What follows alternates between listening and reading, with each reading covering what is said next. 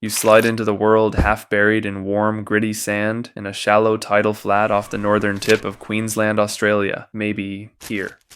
All you are is a tiny, translucent speck, freshly squeezed from a string of eggs, no bigger than a grain of sand. Your eyes are useless at this stage, just pinpricks of dark pigment. You are a stonefish. You're swept along by microscopic currents, a passenger in a vast, indifferent ocean, no need to immediately fend for yourself.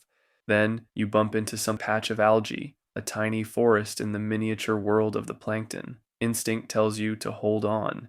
You grip with a sticky patch on your head, clinging desperately as the current tries to tear you away. This is your first anchor, your first taste of stillness. You stay there for days, then weeks, growing just a fraction of a millimeter at a time, slowly, painstakingly.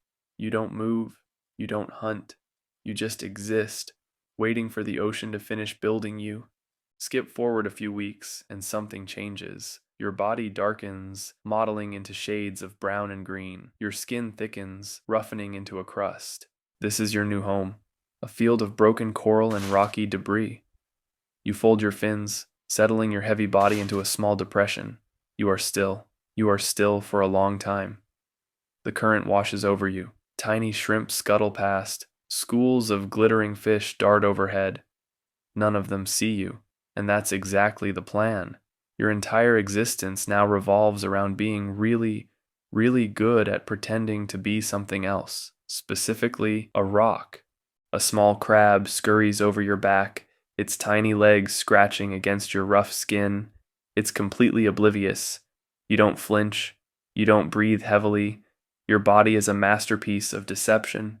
Your skin is covered in wart-like bumps and folds, perfectly mimicking the texture of the rocks around you. Algae grows on your back, completing the disguise. You are literally part of the landscape, and you'll stay that way for hours. You don't have a swim bladder, that internal gas-filled sac that lets most fish float effortlessly. Your body is too dense, too heavy. You are built to sink. Eventually, something passes close. A small goby hovers inches from your head, nibbling at the algae on a nearby stone. It's looking for a meal. It doesn't realize it is a meal. You don't move a muscle.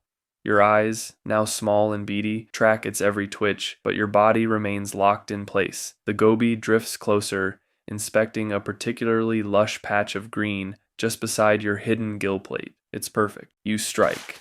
It's a sudden, violent eruption from the seafloor. Your massive mouth, lined with rows of needle-sharp teeth, unhinges and shoots forward, creating a vacuum that sucks the unsuspecting fish into your gullet in less than 15 milliseconds. It's the fastest strike of any vertebrate on Earth. The goby vanishes. Poor guy probably didn't even see it coming. You fall back, a splash of sand settling around your body as you return to your motionless state. The world around you barely registers the disruption, another rock on the seafloor. You stay still, digesting, waiting for the next unfortunate soul. Skip forward a few years. You're bigger now, a foot long, maybe more. You've mastered the art of the ambush, a master of patience. But patience can be a double-edged sword.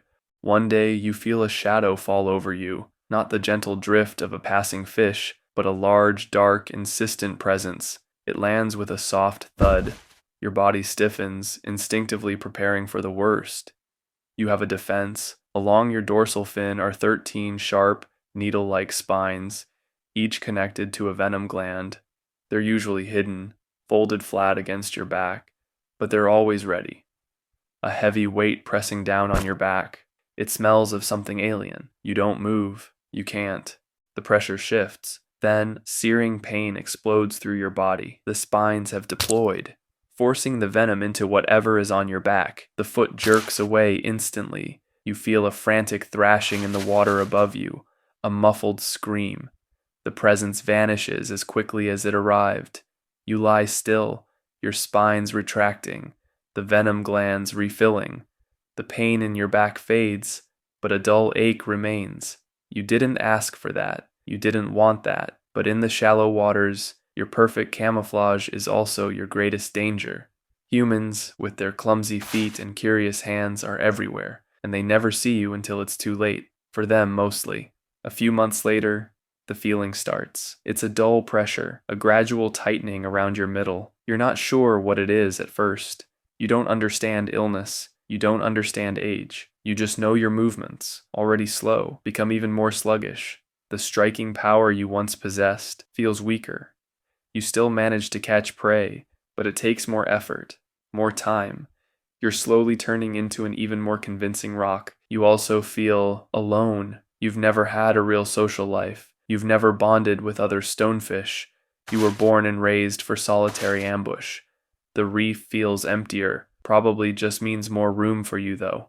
Then it comes. The ground beneath you trembles. The water around you swirls with silt. You can't see it, but you can feel the pressure changing. The currents becoming unpredictable. It's a net, not a hook, but a massive, indiscriminate wall of mesh sweeping across the seafloor, scooping up everything in its path. You deploy your spines, but it's useless. The mesh is too fine, too strong. It scrapes against your rough skin, lifts you from your resting place. You twist, your body thrashing, but you're just one more lump of rock caught in a vast, overwhelming drag. The water gets brighter, then blinding. You break the surface. The air is cold and alien, burning your gills. You lie there, among other creatures, all terrified. You don't survive it. Life as a stonefish is hard, but there's another animal out there that has it worse, way worse.